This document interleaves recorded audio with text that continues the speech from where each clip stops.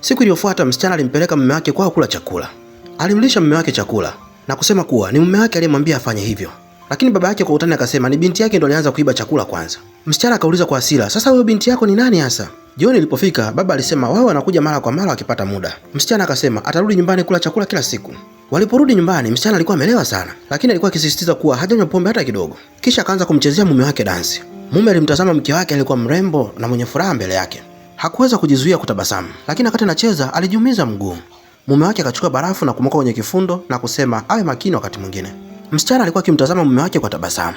Aliona kuwa mume wake alikuwa handsome sana wakati huo. Mume wake akauliza, "Kwa nini bado unatabasamu wakati mguu wako unauma?" Kutokana na uangalizi wa mume wake, mguu wake ukaanza kupona pole pole.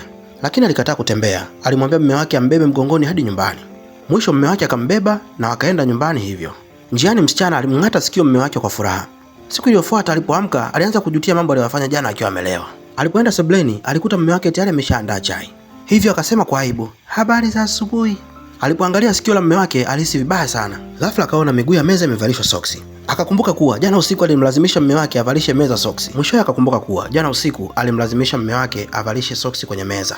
Kwa sababu ni kipindi cha baridi, alisema meza pia inasikia baridi. Akikumbuka ujinga aliofanya, anaona aibu sana. Mume wake akamwonyesha tena sikio alilomng'ata. Msichana alitabasamu kwa aibu na kusema, "Naomba msamaha." Hatimaye akaahidi kuwa hatakunywa tena siku zijazo. Baadaye jamaa aliporudi hospitali kazini kwake, washikaji zake wanaona sikio lake limeng'atwa. Jamaa yetu alianza kuzuga eti aling'atwa na paka, lakini mke wake alikuwa nyuma yake alisikia maneno hayo. Moyoni mwake alimuita mume wake paka mjinga. Wakati msichana huyo akifanya uchunguzi wa kawaida kwa mgonjwa mmoja, mgonjwa huyo alianza kumsumbua na kumdhalilisha. Kwa hasira msichana huyo alimkunja mgonjwa mkono mara moja. Baadaye alikemewa na kiongozi wa hospitali. Msichana hakuhisi kuonewa mpaka mume wake alipofika pale. Baada ya kujua kilichotokea, mume wake hakudhani kwamba mke wake alikuwa amekosea. Lakini kiongozi wake akasema, ikiwa watu wangesikia mgonjwa amepigwa na daktari hospitali, jambo hilo lingeharibu sifa hospitali.